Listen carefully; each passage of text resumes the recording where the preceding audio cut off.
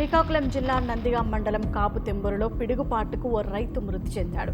బాధిత రైతు కొన్ని ఆసుపత్రికి తీసుకెళ్లగా అప్పటికే మృతి చెందినట్లు వైద్యులు తెలిపారు. ఈ ఆర్టిఫిషియల్ ఇంటెలిజెన్స్ జనరేషన్ లో టెక్నాలజీ చాలా డెవలప్ అయింది కదా, మరి ఒక రెస్పాన్సిబుల్ సిటిజన్ గా మనం ఏం చేస్తే కాపాడగలమో ఇప్పుడు చూద్దాం. ఇటువంటి ఇంపార్టెంట్ ఇన్ఫర్మేషన్ గురించి ఎక్కడికి వెళ్లాల్సిన అవసరం లేదు. మన మొబైల్ ఫోన్ లోనే ఏపీ గవర్నమెంట్ ఎప్పటికప్పుడు మెసేజెస్ రూపంలో అలర్ట్స్ ఇస్తుంది. ఆ టైంలో అందరి దగ్గర మొబైల్స్ ఉండకపోవచ్చు. సో అందుకనే నేను సోషల్ మీడియా ఎంచుకున్నాను. మన యూత్ ఎక్కువగా గడిపే ఈ సోషల్ మీడియాలో మన ఇన్ఫర్మేషన్ పాస్ చేసినట్టయితే ఏదో ఒక రకంగా ఈ ఇన్ఫర్మేషన్ చేరాల్సిన వారికి చేరుతుంది అనే ఒక నమ్మకం. ఇప్పుడు మనకి సోషల్ మీడియాలో అందించాల్సిన ఇన్ఫర్మేషన్ ఎక్కడ నుండి వస్తుందంటే, మన ఆంధ్రప్రదేశ్ ప్రభుత్వం అధికారికంగా రూపొందించిన వెదర్ వెబ్సైట్స్ లో కురిసిన వర్షాల దగ్గర నుండి కురవబోయే వర్షాల వరకు, కోల్డ్ వేవ్స్ దగ్గర నుండి హీట్ వేవ్స్ వరకు, ఇలా ప్రతి ఇంపార్టెంట్ ఇన్ఫర్మేషన్ మనం గ్యాదర్ చేసి సోషల్ మీడియాలో షేర్ చేయడం. ఇంకా డీప్ గా వెళ్ళాలంటే ఇండియన్ మెట్రలాజికల్ డిపార్ట్మెంట్ వెబ్సైట్ కూడా యాక్సెస్ చేయొచ్చు. ఫార్మర్స్ కి ఎంతగానో ఇబ్బంది పెట్టే లో ప్రెజర్స్ అండ్ సైక్లోన్స్, వీటి గురించి ఇన్ఫర్మేషన్ థర్డ్ పార్టీ వెబ్సైట్స్ నుండి కూడా తీసుకోవచ్చు. జస్ట్ ఒక్క పోస్ట్ తో ఎంతో మంది ప్రాణాలను కాపాడే అవకాశం మీ చేతిలోనే ఉంది.